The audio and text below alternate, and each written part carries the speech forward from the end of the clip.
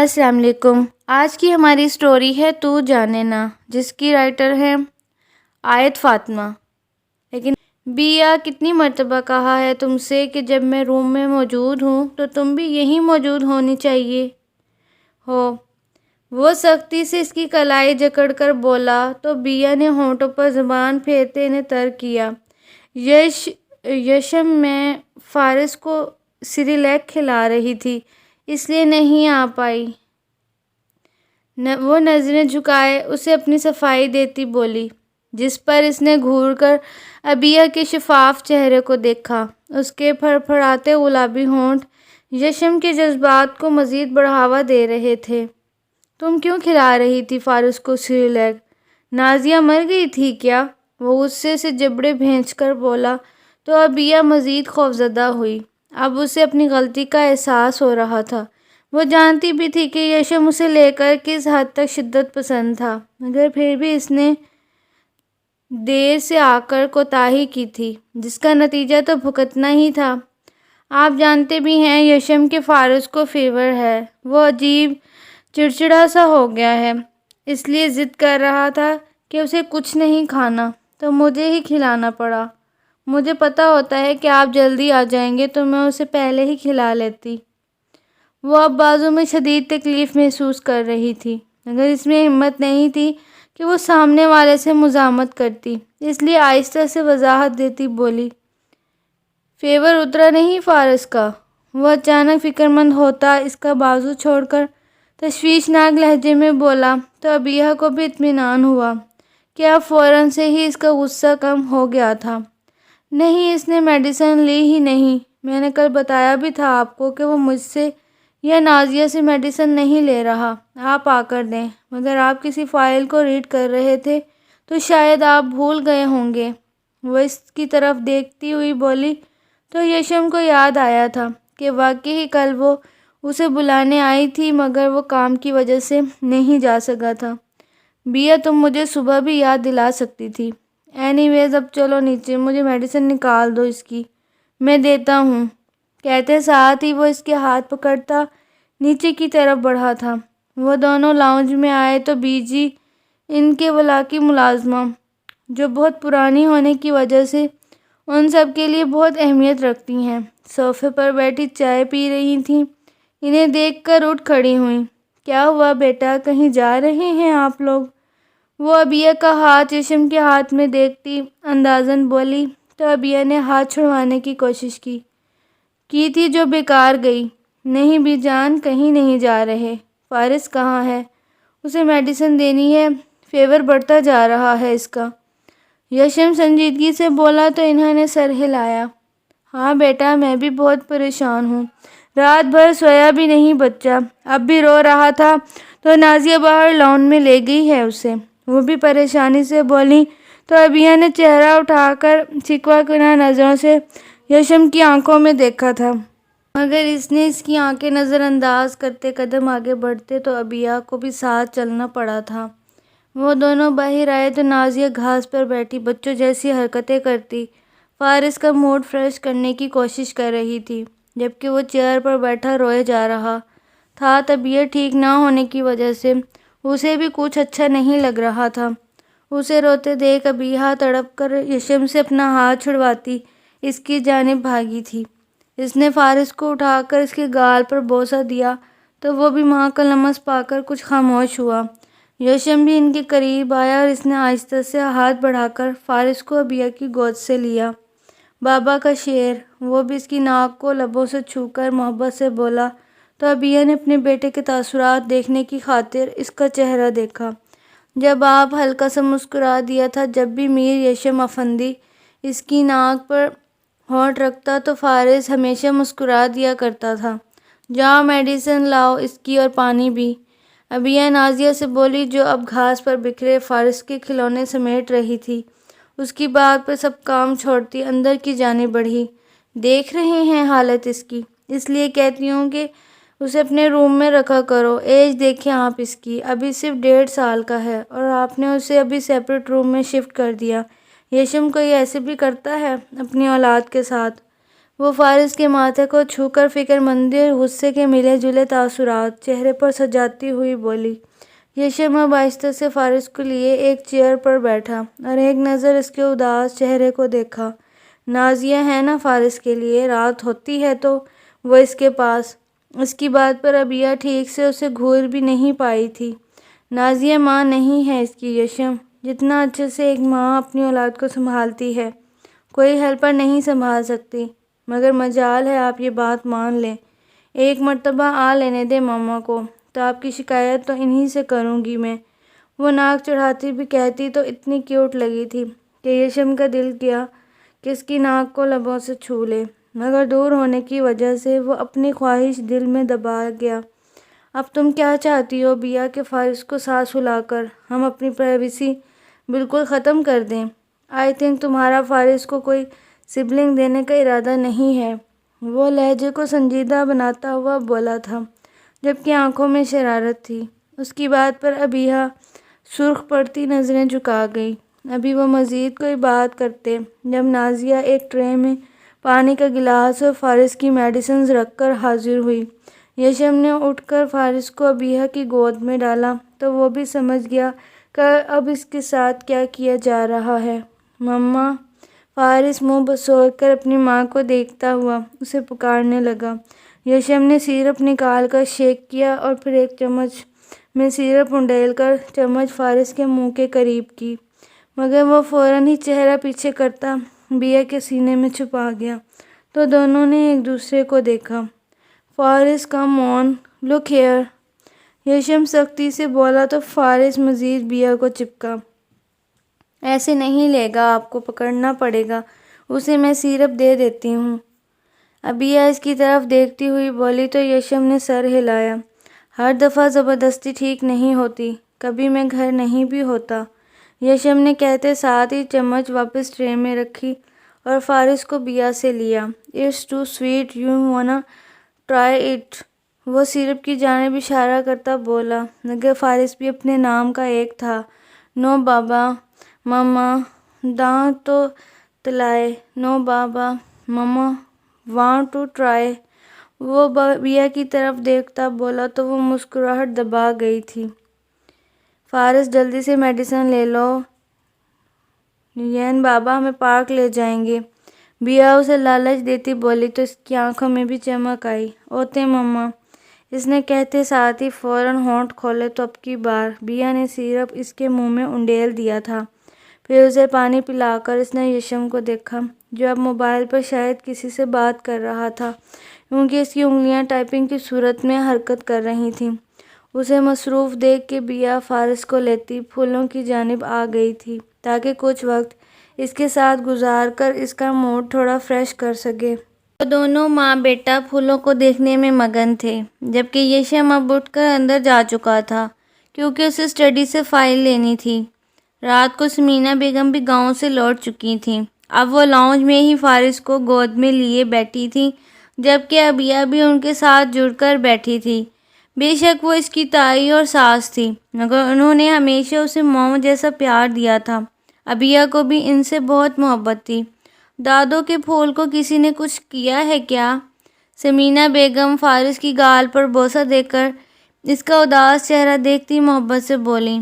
عبیہ، میں بھی فارس کی طرف دیکھا تھا، دوپہر سے لے کر اب تک سارا وقت اس نے فارس کے ساتھ ہی گزارا تھا، کیونکہ یشم دوبارہ کسی ارجنٹ کام کی وجہ سے آفس چلا گیا تھا۔ مدے مما شاد چھونا اے، اس نے معصومیت سے آنکھوں میں آنسو لیے اپنی پریشانی بتائی تو عبیہ تڑپ ہی اٹھی۔ یعنی وہ صحیح سمجھتی تھی کہ فارس اسی کے ساتھ سونا چاہتا ہے، مگر یشم کا کہنا تھا کہ وہ نازیہ کے ساتھ بھی بہت کمفرٹیبل فیل کرتا ہے۔ تو اس میں رونے کی کیا بات ہے میری جان، آپ سو جانا مما کے پاس، وہ اس کے آنسو صاف کرتی نرمی سے بولی تو عبیہ نے ٹینشن میں ہونٹ چبائے۔ ایک طرف شوہر تھا، دوسری طرف بیٹا، دونوں ہی ضد کے پکے، اور درمیان میں وہ بیچاری گھن چکر ہو کر رہ گئی تھی۔ یشم کا کہنا نہیں بلکہ حکم تھا کہ رات کی فارس ان کے ساتھ نہیں سوئے گا، چاہے دن میں عبیہ اس کے ساتھ ہی رہے، اور دوسرا یشم جب بھی آفس سے لوٹتا تھا تو اسے ابیہ اپنے سامنے چاہیے ہوتی تھی۔ اس کا کہنا تھا کہ وہ بیا کو دیکھتا ہے تو اس کی ساری تھکن غائب ہو جاتی ہے۔ پہلے شروع میں جب ابیہ نے فارس کو سمینہ بیگم کے ساتھ سلانا شروع کیا تو وہ بہت تنگ کرتا تھا، نہ ساری رات خود سوتا نہ سمینہ بیگم کو سونے دیتا۔ پھر تنگ آ کر انہوں نے نازیہ کو گاؤں سے بلوایا تھا۔ وہ 18 سالہ کنواری لڑکی تھی جو بی جی کی سب سے چھوٹی بیٹی تھی۔ بی جی اس کے لیے فکر مند رہتی تھی تو سمینہ بیگم نے سوچ بچار کے بعد اسے بھی یہیں بلوا لیا تھا۔ ان کا سمجھنا تھا کہ وہ اگر فارس کے ساتھ رہے ہی تو فارس اس سے دل لگا لے گا اور انہیں پریشان نہیں کرے گا، لیکن ہوا اس کے برعکس یہ کہ فارس سارا دن تو ہنسی خوشی نازیہ کے ساتھ گزار لیتا مگر رات اس کا رونا دھونا شروع ہو جاتا تھا۔ ایک طرف سے ابیہ اس کی طرف سے پریشان تھی، دوسرا شرمندہ بھی تھی کہ سب کیا سوچتے ہوں گے کہ ان میاں بیوی کے عجیب کام ہیں۔ بیٹا باہر رو رہا ہے اور خود اندر سو رہے ہیں۔ وہ جانتی تھی کہ یشم فارس سے بہت محبت کرتا ہے مگر وہ اس کے لیے کچھ زیادہ ہی حساس تھا۔ وہ بہت چھوٹی تھی جب میر یشم افندی نے اس کا خیال رکھنا شروع کیا تھا اور اسے پتہ ہی نہیں چلا کہ کب دونوں بڑے ہو گئے، اس لیے اب یشم سے پل کو بھی بیا کی دوری برداشت بھی نہیں کی جاتی تھی۔ اس کا بس نہیں چلتا تھا کہ ہر دوسرے ہفتے بیا کو لے کر کہیں آؤٹ آف کنٹری چلا جائے۔ یشم ہمیشہ بیا کی چھوٹی چھوٹی چوٹ پر بھی ایسے ہی پریشان ہو جاتا تھا جیسے پتہ نہیں اسے کیا ہو گیا ہو۔ میں یشم سے بات کرتی ہوں، جب تک فارس کی طبیعت بہتر نہیں ہو جاتی اسے تمہارے ساتھ سونے دیں۔ بچے کی حالت دیکھو ذرا، خیال نہیں ہے اسے؟ سمینہ بیگم فارس کے سرخ رنگ میں زردیاں گھولتی دیکھ خفگی سے بولیں تو بیا نے گہرا سانس ہوا کے سپرد کرتے ہی سر ان کے کندھے پر رکھا۔ کر کے دیکھ لیں، پتہ آپ کی بات مان جائیں، وہ تھکے لہجے میں بولی تو سمینہ بیگم نے اس کی گال پر ہاتھ رکھا۔ جاؤ آرام کر لو کچھ دیر، سارا دن ان دونوں کے پیچھے لگی رہتی ہو، تھک گئی ہوگی، وہ محبت سے بولی تو بیا پھیکا سا مسکرا دی۔ آپ بھی اتنے دنوں کے لیے چلی جاتی ہیں گاؤں، مجھے کتنی یاد آتی ہے آپ کی، وہ شکوہ کرتی بولی تو انہوں نے اس کی طرف دیکھا۔ ہاں بچے، نجمہ کافی دنوں سے بلا رہی تھی تو اس لیے جانا پڑا مجھے، میں نے بھی بہت یاد کیا تم تینوں کو، وہ اسے سینے سے لگا کر بولی تو بیا نے بھی آنکھیں موند لیں۔ سمینہ بیگم اب فارس سے باتیں کر رہی تھیں جب لاؤنج میں یشم داخل ہوا۔ اسے دیکھ کر بیا فوراً اٹھ کر اس تک آئی تھی اور ہمیشہ کی طرح یشم نے اپنے کندھے پر لٹکا کوٹ اسے تھمایا جو وہ صوفے پر رکھتی کچن میں چلی گئی۔ السلام علیکم ماما، آ گئی آپ؟ وہ سمینہ بیگم کی پیشانی پر بوسہ دے کر ان کے ساتھ بیا کی چھوڑی جگہ پر بیٹھتا بولا۔ ہاں، سارم کو یہاں کوئی کام تھا تو اسی کے ساتھ آ گئی میں، وہ بھی اس کے بال ماتھے سے سمیٹتی پیار سے بولی۔ جی بہتر، اس کا فیور اترا؟ وہ ان کی گود میں لیٹے فارس کی طرف اشارہ کرتا بولا تھا جو بیا کے موبائل میں کارٹون دیکھ رہا تھا۔ تبھی بیا اس کے لیے پانی لائی تو یشم نے اس سے گلاس لے کر ہونٹوں سے لگایا، پھر خالی گلاس دیا تو وہ ٹیبل پر رکھتی سامنے رکھے صوفے پر آ بیٹھی۔ کہاں اترا ہے اس کا بخار؟ تم بھی تو خیال نہیں رکھتے بیٹے کا، آج بھی رو رو کر مجھے بتا رہا تھا کہ اسے اپنی ماں کے پاس سونا ہے۔ تو بس یشم، میرا فیصلہ ہے کہ کچھ دن یہ بیا کے ساتھ سوئے گا اور تم کوئی احتجاج نہیں کرو گے، وہ سنجیدگی سے بولیں تو یشم نے ایک نظر سامنے بیٹھے اپنی بیوی کو دیکھا تھا جو اب نظریں جھکا چکی تھی۔ اور کچھ؟ وہ صوفے کی بیک پر سر ٹکاتا آنکھیں موند کر بولا جبکہ دونوں ہاتھ اپنی تھائی پر رکھے تھے۔ بھی اور کچھ نہیں بچے، میں حبیبہ سے کہہ کر کھانا لگواتی ہوں، تم فریش ہو آؤ۔ ان کی بات اور وہ سر ہلاتا اٹھ کر اوپر کی طرف بڑھا تو پیچھے بیا جو خوشی دبائے بیٹھی تھی بھاگ کے ان تک آئی اور ان سے لپٹ گئی۔ تھینک یو سو مچ ماما، کو کام میں اتنے دنوں میں نہیں کر پائی، آپ نے ایک لمحے میں ہی کر دیا، وہ مسکراتی ہوئی بولی تو سمینہ بیگم مسکرا دی۔ آخر وہ بھی ماں تھی، اس کا بھی دل کرتا تھا کہ اس کا بچہ اس کے پاس سوئے۔ سمینہ بیگم جانتی تھی بے شک نازیہ فارس کا جتنا بھی خیال رکھے ابیہ کی پھر بھی تسلی نہیں ہوتی تھی۔ وہ واقف تھی کہ یشم ابھی تو تھوڑا غصہ ہوگا مگر کچھ دنوں تک خود ہی ٹھیک ہو جائے گا۔ اچھا اب جاؤ اس کے پاس، ٹھنڈا کروا کے طرح غصے میں لگ رہا تھا۔ وہ اسے خود سے دور کرتی بولی تو وہ فارس کا ماتھا چوم کر پیچھے ہوئی۔ مجھ سے ان کا غصہ ٹھنڈا کیا جاتا تو آج تک ہر بات کے لیے آپ کے پاس نہ آتی۔ وہ منہ بسور کر بولی کیونکہ دنیا میں سب سے زیادہ ڈر جس چیز سے اسے لگتا تھا، ایک تھا یشم کا غصہ۔ غصے میں تو جیسے وہ سب کچھ فراموش کر جاتا تھا۔ وہ یہ بھی یاد نہیں رکھتا تھا کہ بیا اب اس کی محبت اور نرمی کی عادی ہو چکی ہے، اس کی ڈانٹ برداشت نہیں کر پائے گی۔ اچھا خیر میں ان کے پاس جاتی ہوں، آپ کھانا لگوا دیں۔ وہ کہتی ہی اوپر کی طرف بڑھی تو پیچھے سمینہ بیگم نے حبیبہ کو آواز دی تھی۔ وہ کمرے میں آئی تو واش روم سے پانی گرنے کی آواز آ رہی تھی، یعنی وہ بات لے رہا تھا۔ بیا بھی پرسکون ہوتی کمرے میں بکھرا پھیلاوا سمیٹنے لگی تھی جب اچانک ہی واش روم کا دروازہ کھلنے کی آواز آئی۔ بیا کپڑے نکال دو میرے، یشم کی آواز پر وہ فوراً پلٹی تو واش روم کا دروازہ بند تھا۔ وہ آہستہ سے الماری تک آئی، ایک وائٹ شرٹ اور بلیک ٹراؤزر نکال کر واش روم کی طرف آئی۔ یہ لیں، اس نے دروازہ بجا کر کہا تو چند سیکنڈز میں ہی دروازہ کھلا۔ ابیہ نے کپڑے آگے بڑھائے تھے مگر یشم نے کپڑوں کی بجائے سختی سے اس کی کلائی پکڑی۔ ابھی وہ کچھ سمجھتی کہ یشم نے ایک ہی جھٹکا دے کر اسے واش روم میں گھسیٹتے ہی دروازہ لاک کیا تھا۔ وہ اب گہرے سانس لیتی خود کو نارمل کرنا چاہ رہی تھی۔ اس کی آنکھیں بالکل بند تھیں مگر اسے بند آنکھوں سے بھی یشم کا حلیہ سوچتے ہی شرم آ رہی تھی۔ وہ جانتی تھی کہ یشم بہت بے باک ہے مگر اس حد تک نہیں کہ واقف تھی۔ یشم نے اس کے سرخ چہرے پر ایک پھونک ماری اور پھر دونوں بازو اس کی طرف اطراف میں دیوار پر ٹکا گیا۔ آنکھیں کھولو۔ وہ اس کی سرخ ٹماٹر ہوتے چہرے کو دیکھتا سختی سے بولا تھا جبکہ اس کی بات پر بیا کا دل کانوں میں گونجنے لگا تھا۔ نہیں پہلے آپ کپڑے پہنے۔ وہ گھبرا کر آنکھوں پر ہاتھ رکھتی بولی تو وہ غصے میں بھی دھیما سا مسکرایا، یعنی وہ سمجھ رہی تھی کہ اس نے کچھ نہیں پہن رکھا حالانکہ اس نے ٹاول باندھ رکھا تھا۔ بیا میں چاہتا ہوں تم مجھے ایسے دیکھو، سو اوپن یور آئیز۔ وہ لہجے کو سخت کرتا بولا تو بیا بوکھلا گئی۔ پلیز یش آپ کپڑے پہن لیں، مجھے ایسے نہیں دیکھنا آپ کو۔ وہ اب بالکل رونے والی ہو رہی تھی۔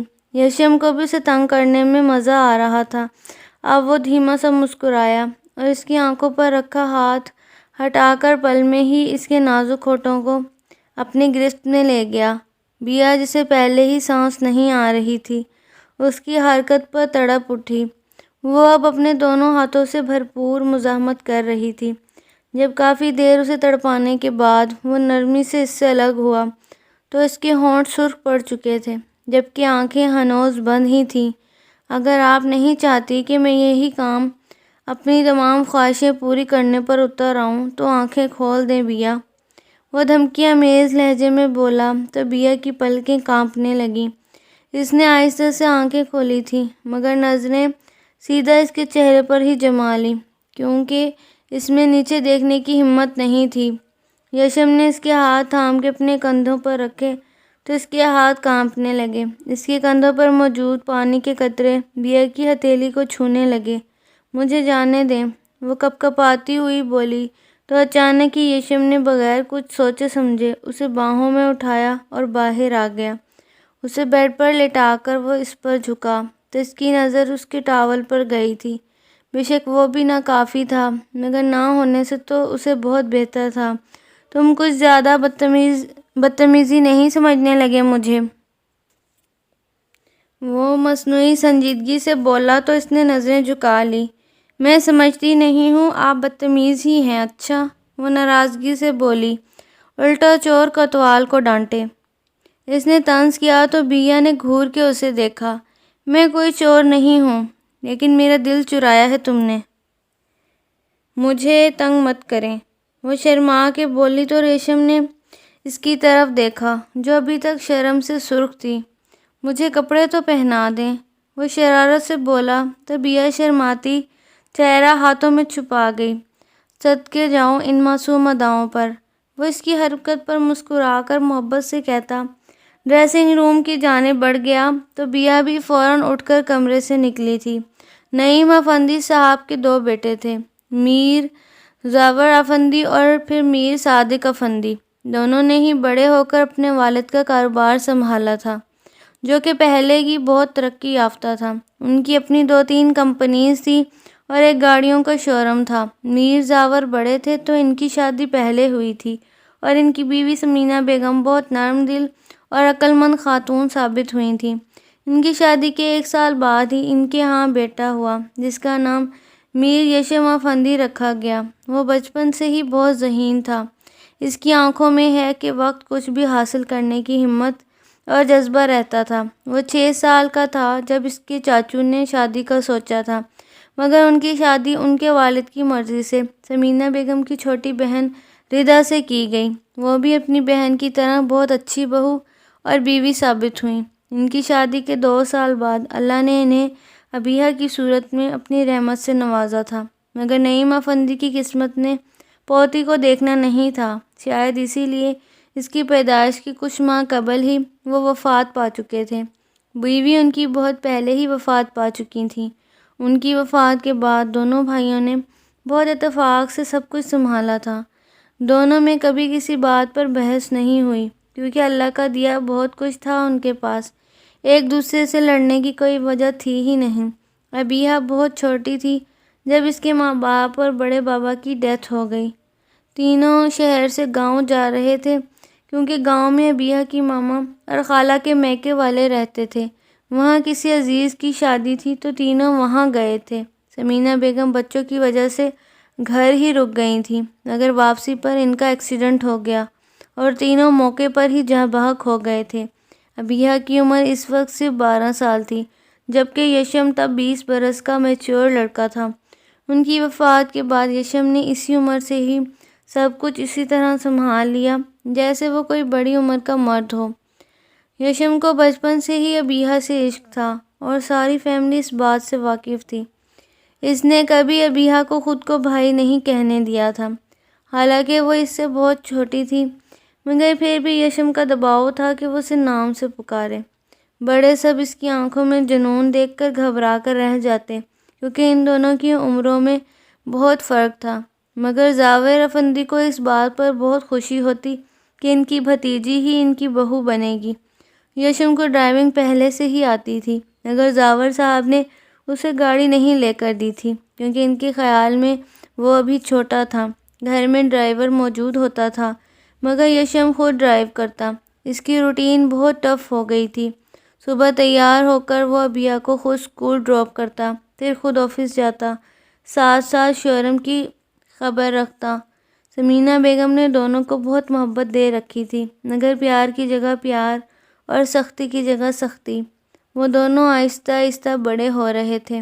یشم ابیہ کا بچپن سے ہی بے حد خیال رکھتا تھا اور وہ بھی یشم کی ہر بات مانتی، ہر وقت اس کے ساتھ ساتھ رہتی تھی، مگر ابیہ نے جب جوانی کی دہلیز پر قدم رکھا تو اسے یشم کے قریب بیٹھنے، اس سے زیادہ باتیں کرنے سے جھجک سی محسوس ہونے لگی۔ اسے ثمینہ بیگم بھی سمجھاتی رہتی تھی کہ اب تم بڑی ہو رہی ہو تو یشم سے کچھ فاصلہ رکھو۔ جب وہ 18 سال کی ہوئی تو اس نے یونی میں ایڈمیشن لیا تو یشم نے ڈائریکٹ ثمینہ بیگم سے خود آ کر بات کی کہ وہ ابیہ کو اپنے نکاح میں لینا چاہتا ہے۔ یشم تب 26 سال کا مضبوط مرد تھا۔ یشم نے بہت کم عمری میں ہی اپنی کمپنی کا ملک سے باہر بھی ایک نام بنا لیا تھا۔ شاید ہی پاکستان میں اس عمر کا کوئی اتنا کامیاب بزنس مین ہوتا۔ یشم کی خواہش پر ثمینہ بیگم کو کوئی اعتراض نہیں تھا، مگر انہوں نے ابیہ سے بات کرنے کے لیے یشم کو انتظار کرنے کا کہا۔ انہوں نے ابیہ سے بات کی تو کوئی خاص مسئلہ اسے بھی نہیں تھا، بس ایک مشرقی لڑکی کی طرح وہ اپنا آپ کسی اور کو سونپنے پر جھجک رہی تھی، ڈر رہی تھی۔ ثمینہ بیگم نے اسے بہت پیار اور محبت سے سمجھایا تھا۔ پھر ان کچھ ہی دنوں میں انہوں نے آہستہ آہستہ ابیہ کو شوہر کے حقائق کے متعلق بتانا شروع کر دیا، کیونکہ یشم اور انہوں نے کبھی اسے نہ تو کوئی ناول پڑھنے دیا اور نہ ہی کبھی ٹی وی دیکھنے دیا۔ اسے دوست بنانا پسند نہیں تھا، تو اسکول کالج میں اس نے نہیں کوئی خاص دوستیاں بھی نہیں بنائی تھیں جن سے اسے کچھ معلومات ملتی، تو وہ 18 سال کی عمر میں ہی اس سب سے ناواقف تھی۔ اس لیے ثمینہ بیگم نے ڈھکے چھپے الفاظ میں اسے سب کچھ آہستہ آہستہ کر کے بتا دیا، اور ان کی باتوں پر وہ شرما کر رہ جاتی۔ کچھ دنوں میں ہی ان دونوں کو نکاح رکھ دیا گیا تھا۔ نکاح کے روز ابیہ بہت کنفیوز تھی، مگر ثمینہ بیگم نے اسے زیادہ کچھ سوچنے نہیں دیا تھا۔ وہ اسی کے پاس بیٹھی رہیں تو اسے باتوں میں لگائے رکھا۔ ابیہ جو یشم سے پہلے ہی دور دور رہنے لگی تھی، نکاح کے بعد تو اس کے لیے 14ویں کا چاند بن کر رہ گئی تھی۔ وہ کم کم ہی کمرے سے نکلتی، خاص کہ جب یشم نے آفس سے آنے کا وقت ہوتا۔ ابیہ بالکل ہی کمرے کی ہو کر رہ جاتی۔ بس صبح یشم اسے یوں نہیں چھوڑتا تو اس دشمن جان کا دیدار ہو جاتا۔ یشم ہی ہلکی پھلکی بات کر دیتا تو وہ جواب دے دیتی، نہیں تو کبھی خود سے اس نے کچھ نہیں کہا۔ بیا جس نے بچپن میں شاپنگ کی رٹ لگائے رکھی ہوتی تھی، اب ثمینہ بیگم اسے زبردستی شاپنگ پر بھیجتی تھیں۔ یشم کو اس کی پریشانی بھی رہتی تھی کہ وہ اس حد تک کم گو کیوں ہو گئی ہے، مگر ثمینہ بیگم کا کہنا تھا کہ وہ اب بڑی ہو گئی ہے، اب پہلے کی طرح تم سے مانوس ہو کر نہیں رہ سکتی۔ اس عمر میں لڑکیاں یوں ہی ہو جاتی ہیں، اور اب تم دونوں کو رشتہ بھی بدل گیا ہے تو کچھ حیا کی وجہ سے بھی وہ تمہارا سامنا نہیں کرتی۔ یشم بھی مطمئن ہو گیا کہ وہ واقعی اب وہ پہلے کی طرح تو اسے چپکنے سے رہی۔ یشم کی مصروفیات بڑھ گئیں۔ وہ رات لیٹ آفس سے لوٹتا تو وہ دونوں سو چکی ہوتی۔ یشم کبھی بھی رات باہر نہیں گزارتا تھا، کام چاہے کتنا بھی ضروری کیوں نہ ہو، وہ ہمیشہ دن میں ہی نپٹا لیتا، کیونکہ گھر میں وہ دونوں ہی عورتیں تھیں جن کا اکیلا رہنا مناسب نہیں تھا۔ وقت گزرتا چلا گیا اور وہ دونوں مزید بڑے ہو گئے۔ اب یشم 28 اور بیا 20 سال کی ہو چکی تھی۔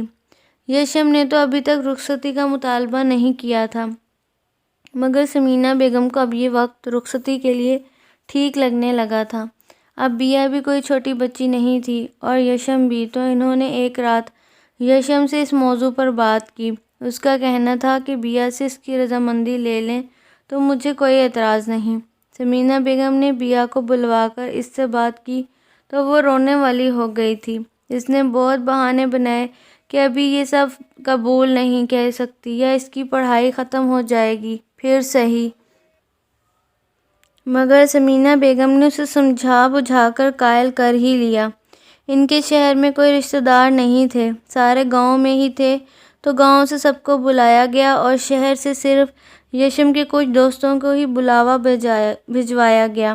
بیا بالکل چھوئی موئی سی بن گئی، بات بات پر رونا شروع ہو جاتی۔ ثمینہ بیگم بھی پریشان ہو جاتی کہ اسے ہوا کیا ہے۔ یشم بھی اب کچھ دنوں سے آفس وغیرہ نہیں جا رہا تھا، گھر میں ہی بہت کام تھے۔ گاؤں سے ابیہ کی نانی یعنی ملکہ بیگم جو ثمینہ بیگم کی والدہ تھیں، ان کے ساتھ نجمہ بیگم، ابیہ کو بڑی خالہ اور ایک مبانی ہی آئی تھی، جنہوں نے اب شادی تک یہیں رہنا تھا۔ اپنی نانوں کے گلے لگ کر بہت روئی تھی۔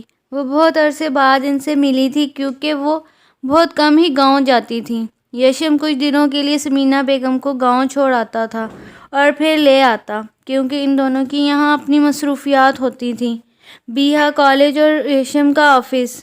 ثمینہ بیگم کی غیر موجودگی میں یشم احتیاطاً نیچے والے کمرے میں شفٹ ہو جاتا تھا، کیونکہ بیا سے دیکھ کر ہی ڈر جایا کرتی تھی۔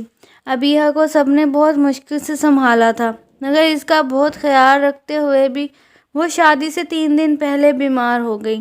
اس کا بخار اس قدر تیز تھا کہ سبھی بوکھلا گئے تھے۔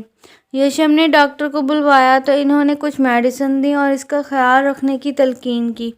رات تک نجمہ، ثمینہ اور ملکہ بیگم اس کے پاس ہی بیٹھی رہیں۔ وہ اسے کھانا کھلا کر اب اس سے باتیں کر رہی تھی، جب اچانک کمرے میں میر یشم افندی داخل ہوا۔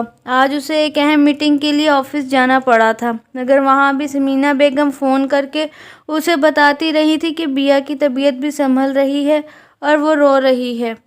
اس لیے اب وہ آفس سے سیدھا اس کے کمرے میں ہی آیا تھا۔ اسے دیکھ کر وہ جلدی سے دوپٹہ ٹھیک کرتی نظریں جھکا گئی تھی۔ باقی تینوں اسے دیکھ کر مسکرا دیں۔ وہ سلام کرتا ایک صوفے پر بیٹھ گیا۔ الحمدللہ اب تو کچھ طبیعت ٹھیک ہو گئی ہے اس کی۔ نجمہ بیگم بھانجے کو دیکھتی ہی مسکرا کر بولی، مجھے بیا سے اکیلے میں بات کرنی ہے۔ وہ سنجیدگی سے بولا تو بیا نے جھٹکے سے سر اٹھایا۔ وہ ہرگز یہ نہیں چاہتی تھی، اس لیے اس نے سختی سے ثمینہ بیگم کا ہاتھ جکڑ لیا۔ ہاں بچے کیوں نہیں، بیوی ہے تمہاری، کر لو بات اکیلے میں، ہم تو ویسے بھی اب جا رہی ہیں۔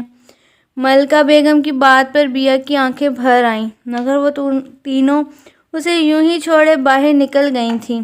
یشم کچھ دیر گہری نظروں سے اسے دیکھتا رہا، پھر اٹھ کر مضبوط قدم لیتا اس کے پاس بیڈ پر آ بیٹھا۔ اس کے بیٹھتے ہی وہ تھوڑا پیچھے ہوئی تھی۔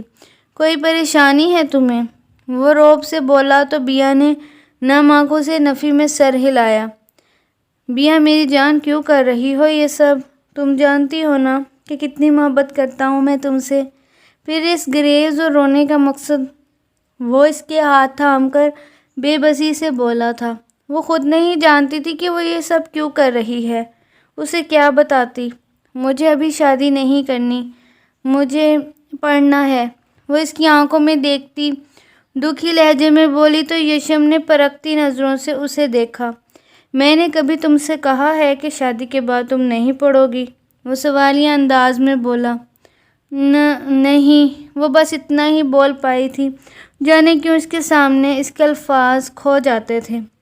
تو اب میں مت سنوں کہ تم رو رہی ہو یا ماما وغیرہ کو تنگ کر رہی ہو۔ کل مہندی ہے، پارلر جائیں گی تو آرام سے بغیر تنگ کیے تیار ہو جانا، ورنہ مجھے تو جانتی ہی ہو تم، کل ہی رخصتی کروا لوں گا۔ وہ آخر میں دھمکی دیتا بولا تو وہ بوکھلا کر سر ہلا گئی۔ مجھے آپ سے ڈر لگتا ہے۔ اس نے اچانک ہی اپنا مسئلہ پیش کیا تو یشم کے ہونٹوں پر مسکراہٹ آئی۔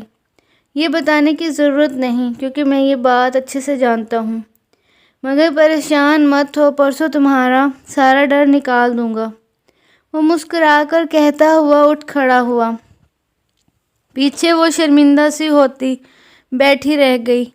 یشم آفندی کمرے میں داخل ہوا تو وہ مری وجود اس کے کمرے میں اس کے بیڈ پر موجود تھا۔ اسے یوں اپنے بیڈ پر دیکھ کر یشم کے وجود میں سرور سا آیا تھا۔ وہ بہت سکڑی سمیٹی بیٹھی تھی۔ یشم رخصتی کے وقت اس کی بوکھلاہٹ دیکھ کر ہی سمجھ گیا تھا کہ وہ ڈر رہی ہے۔ وہ آہستہ قدم لیتا اس تک آیا اور اس کے قریب ہی بیڈ پر بیٹھ گیا۔ اسے بیٹھتے دیکھ بیا مزید سمٹی تو یشم کو برا لگا تھا۔ ریلیکس بیا، کھا نہیں جاؤں گا تمہیں، وہ سنجیدگی سے بولا تو بیا نے آنکھیں بھی میچ لیں۔ تم کیوں ڈرتی ہو مجھ سے؟ کبھی کچھ کہا ہے میں نے تمہیں جو تم مجھے دیکھتے ہی خوف زدہ ہو جاتی ہو؟ یشم زبردستی اس کے ہاتھ سختی سے اپنے ہاتھ میں تھام کر بولا تو بیا نے نفی میں سر ہلایا۔ وہ جانتی تھی کہ یشم پہلے ہی غصہ کنٹرول نہیں کر پاتا، اب اس کے بیجا گریز کی وجہ سے مزید آگ بگولا ہو جائے گا۔ مجھے وقت چاہیے، وہ اچانک ہی آنکھیں بند کرتی بول اٹھی تو یشم نے گھور کر اسے دیکھا۔ سوچنا بھی مت ایسا کچھ ہونے والا، پہلے ہی بہت وقت دیا ہے تمہیں، ورنہ اگر میں چاہتا تو رخصتی لے سکتا تھا، یشم سختی سے بولا تو بیا کی آنکھیں لبالب آنسوؤں سے بھر گئیں۔ اس نے آنکھوں کو کھولی تو یشم ان سیاہ نین کٹوروں میں آنسو دیکھ کے تڑپ اٹھا۔ مجھے ڈر لگتا ہے، وہ نظریں جھکا کر بولی۔ البتہ ہاتھ ابھی بھی اس کے ہاتھ میں ہی تھا۔ کس چیز سے ڈر لگتا ہے؟ وہ قریب ہوتا اسے خود سے لگا کر بولا تو بیا بوکھلا گئی، مگر اس کی گرفت سخت ہونے کی وجہ سے وہ ہل بھی نہیں پائی تھی۔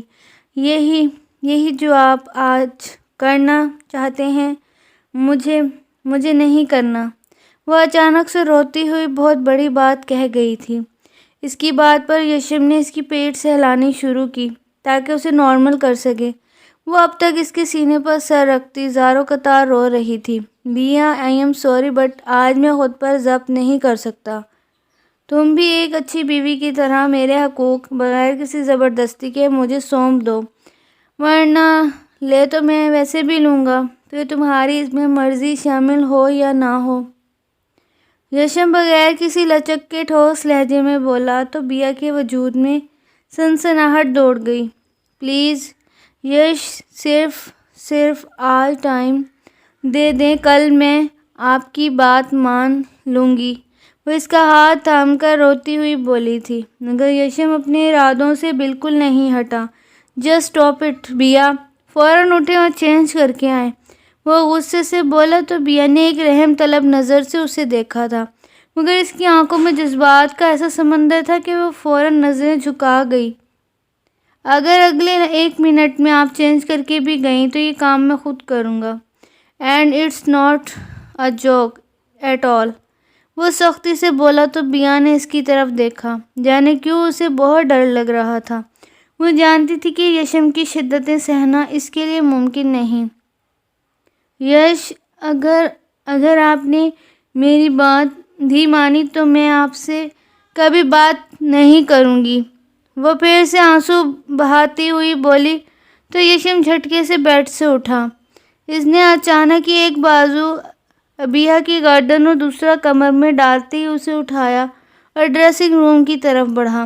بیا جو رونے میں مگن تھی، اس کی حرکت پر اس کی چیخ بھی ساختہ تھی۔ اس نے یشم کے سینے پر بہت مکے مارے، مگر اس کی گرفت مضبوط تھی۔ وہ اسے ڈریسنگ روم میں لایا اور اسے کبرڈ کے ساتھ پن کر کے کھڑا کرتے خود اس کے لیے ایک بلیک نائٹی نکال کر ڈریسنگ روم کی لائٹ آف کی۔ بیا جو گہرے سانس بھر رہی تھی، جیسے ہی وہ اس کے ارادے سمجھی اس کی آنکھیں حیرت سے پھٹنے والی ہوئیں۔ یش، پلیز مت کریں، آپ باہر جائیں، میں خود چینج کر لوں گی۔ وہ تاریکی میں ہی اس کے کندھوں پر ہاتھ رکھتی کپکپاتی آواز میں بولی تھی، مگر یشم کی طرف سے خاموشی ہی چھائی رہی۔ بیا کو اپنے لہنگے کی شرٹ اترتی محسوس ہوئی اور یشم کی ٹھنڈی انگلیاں اپنے جسم کو چھوتی محسوس ہوئیں تو وہ شرم و حیا سے تپ اٹھی۔ گلابی چہرہ پل میں سرخ ہوا تھا۔ یشم نے کچھ دیر بعد لائٹ آن کی تو وہ اب بلیک نائٹی پر اسی کے ساتھ کا بلیک گاؤن پہنے ہوئے تھی۔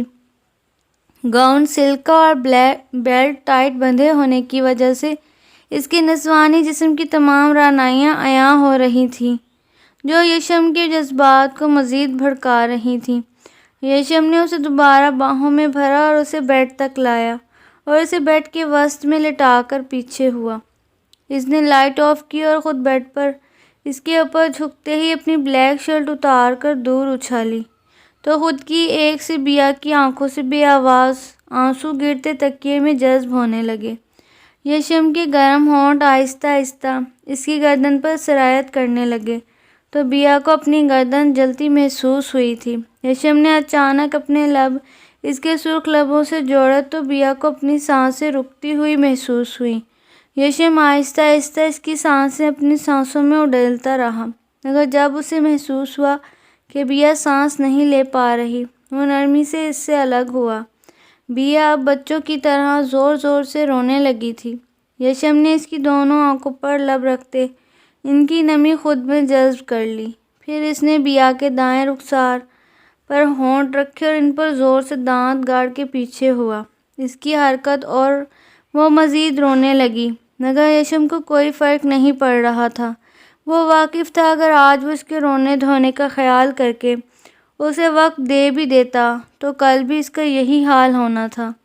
بیا، یقین کرو تمہیں کچھ بھی نہیں ہوگا، وہ بوجھل لہجے میں بس یہی کہہ کر اس پر دوبارہ جھکا اور جھٹکے سے اس کے گاؤن کا بیلٹ کھول دیا تو گاؤن بھی جسم سے ڈھلکتا چلا گیا۔ اب وہ صرف بازوؤں کے سہارے اٹکا تھا تو یشم نے بیا کی کمر میں ہاتھ ڈال کر اسے تھوڑا اوپر کیا اور دوسرے ہاتھ سے گاؤن اس کے بازوؤں سے بھی نکال دیا۔ گاؤن کو سائڈ پر رکھ کر یشم نے دونوں پر کمبل لیا اور اس کے وجود میں گم ہوتا چلا گیا۔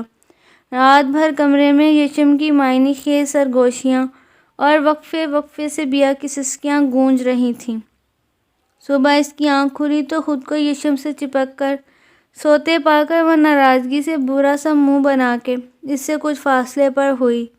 اس کی حالت اس وقت بالکل ٹوٹی بکھری تھی، اس لیے بیا نے مجبوراً یشم پر لپٹا کمبل ہی خود پر اچھے سے اوڑھ لیا۔ اسے اب گردن اور کندھوں پر شدید جلن ہو رہی تھی۔ یہ سب رات میں یشم کی شدتوں کا ہی خمیازہ تھا جو وہ بھگت رہی تھی۔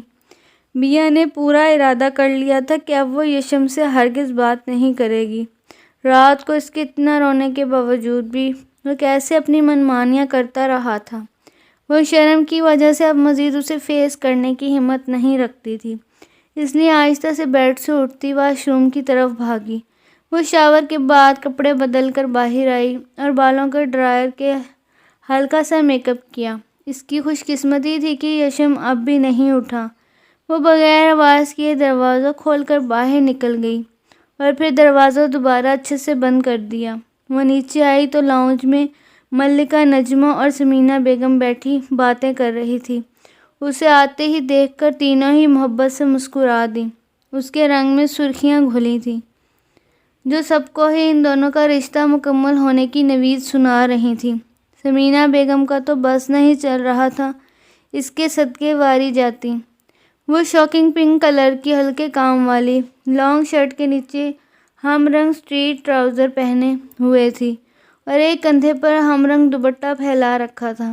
سفید نازک پاؤں میں سلور فلیٹ شوز پہن رکھی تھی۔ کچھ بالوں کو ایک طرف سے آگے رکھا تھا، باقی پیچھے کمر پر جھول رہے تھے۔ جیولری کے نام پر کانوں میں وائٹ گولڈ کی ٹاپس، ہاتھوں میں گولڈ کی 4 رنگز اور گولڈ کے ہی اسٹائلش سی بینگلز، گلے میں صرف ایک باریک سی چین لٹک رہی تھی۔ وہ آج اس قدر خوبصورت اور پروکار لگ رہی تھی کہ سبھی حیران رہ گئی تھیں۔ پہلے دن ہی اس پر اس قدر روپ چڑھا تھا کہ نہ جانے آگے کیا ہوتا۔ وہ مسکراتی ہوئی آگے آئی تو ثمینہ بیگم نے اٹھ کر اسے سینے سے لگایا، پھر اس کی پیشانی چومی۔ ماشاءاللہ میری بیٹی بہت پیاری لگ رہی ہے، وہ اسے دیکھتے ہی محبت سے بولی تو وہ شرم سے مزید لال ہو گئی۔ پھر وہ نجمہ اور ملکہ بیگم سے مل کر ثمینہ بیگم کے پاس ہی بیٹھ گئی۔ یشم نہیں اٹھا؟ ملکہ بیگم کے سوال پر اس نے نظریں جھکائے ہی نفی میں سر ہلایا۔ جانے کیوں وہ اس سوال پر بھی شرما گئی تھی، شاید اس لیے کہ اب تک وہ دونوں یوں دور دور تھے اور اب اچانک ایک ہی کمرے میں رہنا اور دوسروں کو بیا سے اس کے متعلق پوچھنا اسے عجیب سا محسوس ہو رہا تھا۔ میری بچی کی عادت بہت اچھی ہے ماشاءاللہ، جلدی سونا اور جلدی اٹھنا، ثمینہ بیگم نے مسکرا کر کہہ تو دیا، مگر بعد میں انہیں اپنی بات کا احساس ہوا تو انہوں نے اپنے پہلو میں بیٹھی بیا کو دیکھا جو اب کان کی لوؤں تک سرخ پڑ چکی تھی۔ دل کر رہا تھا یہاں سے اٹھ کر کہیں بھاگ جائے۔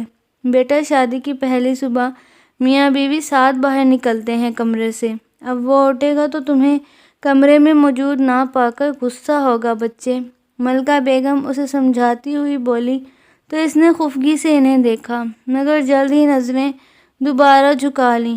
اب انہیں کیا کہتی کہ ان کے نواسے نے رات اس کے ساتھ کتنی بے رحمی کی تھی۔ اس کا کوئی حق نہیں کہ وہ بھی اس سے ناراض ہو۔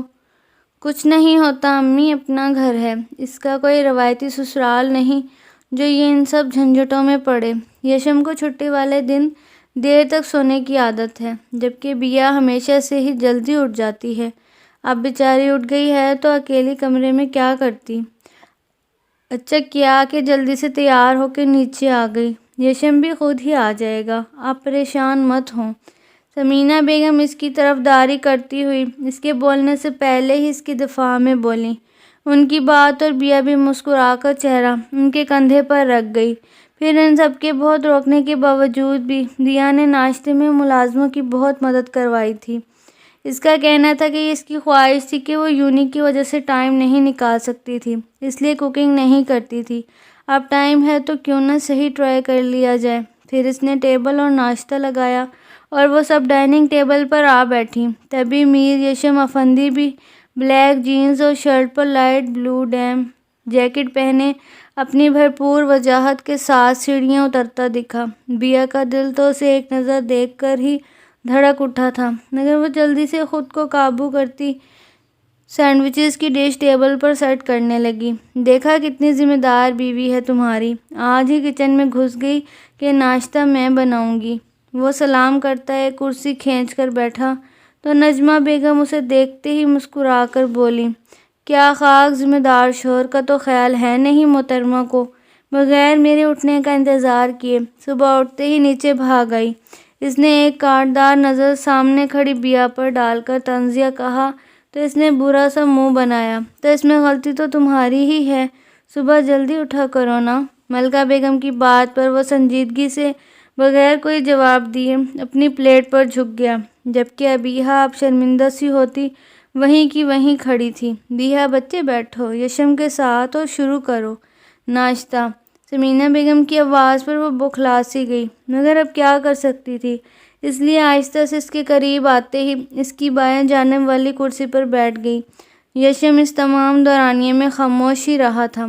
پھر سب ناشتے کے بعد کاموں میں لگ گئے، جبکہ ان دونوں کو اوپر بھیج دیا گیا۔ ریسیپشن کل کا رکھا گیا تھا، تو ثمینہ بیگم نے ان دونوں کو آرام کرنے کا کہا تھا۔ وہ دونوں کمرے میں آئے تو یشم نے گھور کر اسے دیکھا، جس جلدی سے بیڈ پر لیٹتی کمبل خود پر اوڑھ چکی تھی۔ مجھ سے پوچھ کر نیچے گئی تھی تم؟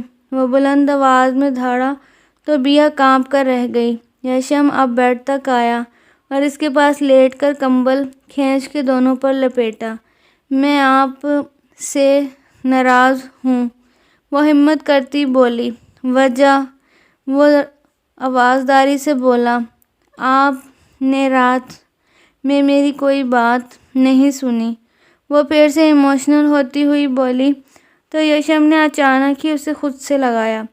تم ضرورت سے زیادہ ہی نازک ہو بیا۔ میں نے بہت کوشش کی تھی کہ نرمی سے پیش آؤں، اور یقیناً اس سے زیادہ نرمی سے پیش نہیں آیا جا سکتا تھا۔ وہ سنجیدگی سے بولا تھا، کیونکہ واقعی رات اس نے خود پر بہت کنٹرول میں رکھا تھا۔ اس کی یہی کوشش رہی تھی کہ بیا کو تکلیف مت ہو، مگر وہ نازک جان اتنا بھی برداشت نہیں کر پائی تھی۔ میں ضرورت سے زیادہ نازک نہیں، آپ ضرورت سے زیادہ ظالم ہیں، وہ لڑکھڑاتی ہوئی آواز میں ہی صحیح مگر کہہ گئی تھی۔ اس کی اتنی ہمت پر یشم ہلکا سا مسکرایا۔ ابھی کہاں اپنا ظلم دکھایا ہے تمہیں بیبی ڈول، ابھی تو صرف ٹریلر تھا۔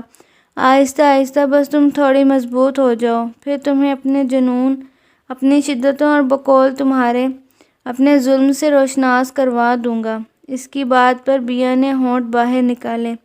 یشم جس کی نظریں اس کے چہرے کا طواف ہی کر رہی تھیں، اس کے ہونٹ دیکھ کر وہ پل میں ہی اسے نیچے کرتا خود اوپر ہوا اور اسے سمجھنے کا موقع دیے بغیر ہی اس کے ہونٹوں کو اپنے انابی لبوں میں جکڑ لیا۔ اچھے سے اپنی خواہش پوری کر کے وہ پیچھے ہوا تو بیا نے ناراضگی سے چہرہ پھیر لیا۔ پھر یشم نے 2 گھنٹے لگا کر اسے منایا تھا، اور اس کے بعد دونوں ہی کل کی تیاریوں میں لگ گئے تھے۔ ان کی شادی کے 5 ماہ بعد ہی بیا کی طرف سے خوشخبری ملی تو ثمینہ بیگم اور یشم بہت خوش ہوئے تھے۔ دونوں نے ہی اس کا بہت خیال رکھا تھا۔ ان دونوں یشم کی محبت بیا کے لیے اس قدر بڑھ چکی تھی کہ بیا خود کو اس دنیا کی خوش قسمت ترین لڑکی سمجھنے لگی تھی۔ یشم اس کی بہت کیئر کرتا، اس کی ہر ضرورت کا خیال رکھتا تھا، مگر سختی کے وقت سختی کرتا وہ ابھی بھی بھولا نہیں تھا۔ بیا کی تھوڑی سی لاپرواہی اسے آگ لگا دیتی تھی۔ اس کا بس نہیں چلتا تھا کہ غصے سے بیا کو 1-2 لگا ہی دے۔ پھر اس کی محبت میں وقت تیزی سے گزرتا چلا گیا، اور شادی کے پورے 1.5 سال بعد اللہ نے انہیں پیارا سا بیٹا عطا کیا، جس کا نام یشم نے فارس رکھا تھا۔ فارس میں سب گھر والوں کی جان بستی تھی۔ بیا کا تو بس نہیں چلتا تھا سارا دن اور رات اسے خود میں ہی بھینچ کر رکھے۔ البتہ یشم کو پھر فارس کی وجہ سے بیا کو خود کو یوں نظر انداز کرنا گراں گزرنے لگا، تو اس نے 1 سال کے فارس کی ثمینہ بیگم کو سونپ دیا۔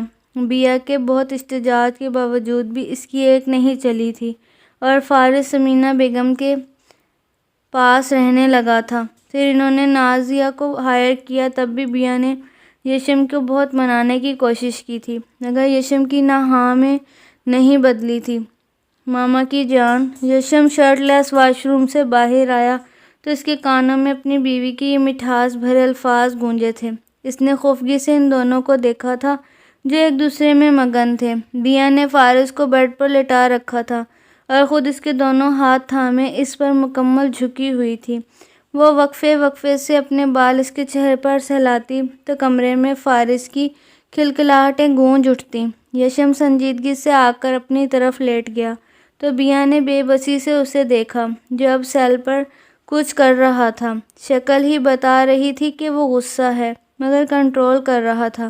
سڑو، اس نے آہستہ آواز میں کہا اور پھر فارس پر جھک گئی، مگر اس کی بڑبڑاہٹ جیسے یشم کو غصہ نکالنے کا موقع دے گئی تھی۔ وہ جھٹکے سے موبائل سائڈ پر رکھتا اٹھا اور بیا کو کھینچ کر تکیے پر گراتے ہی اس پر جھکا۔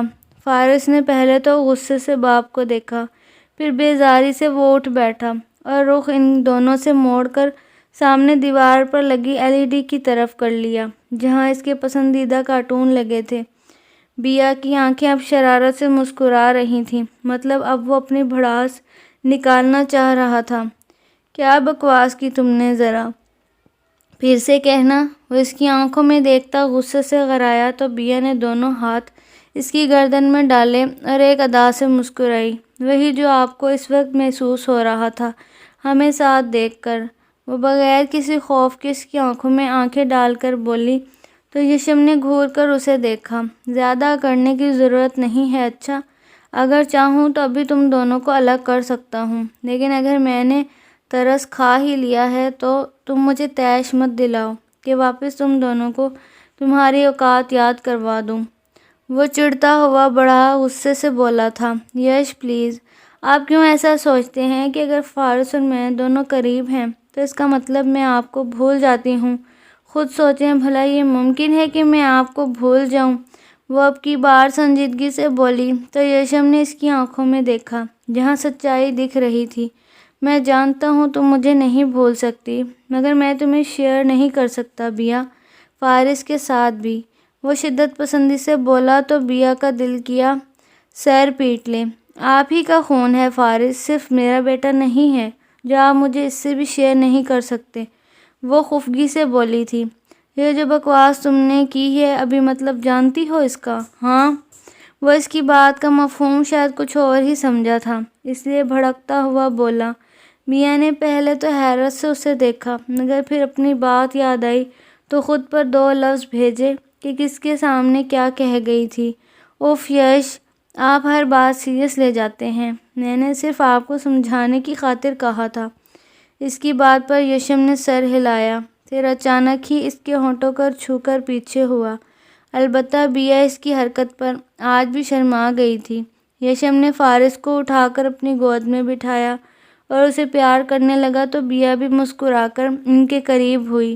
اب کمرے میں پھر سے فارس اور بیا کی کھلکھلاہٹیں گونج رہی تھیں، مگر اس دفعہ ان دونوں کے ساتھ یشم کے کہکے بھی گونج رہے تھے۔ کیسی لگی آپ کو یہ سٹوری؟ اپنی رائے کا اظہار ضرور کیجیے گا۔ انشاءاللہ جلد ہی حاضر ہوں گے ایک نئے ناول کے ساتھ۔ تب تک کے لیے اللہ حافظ۔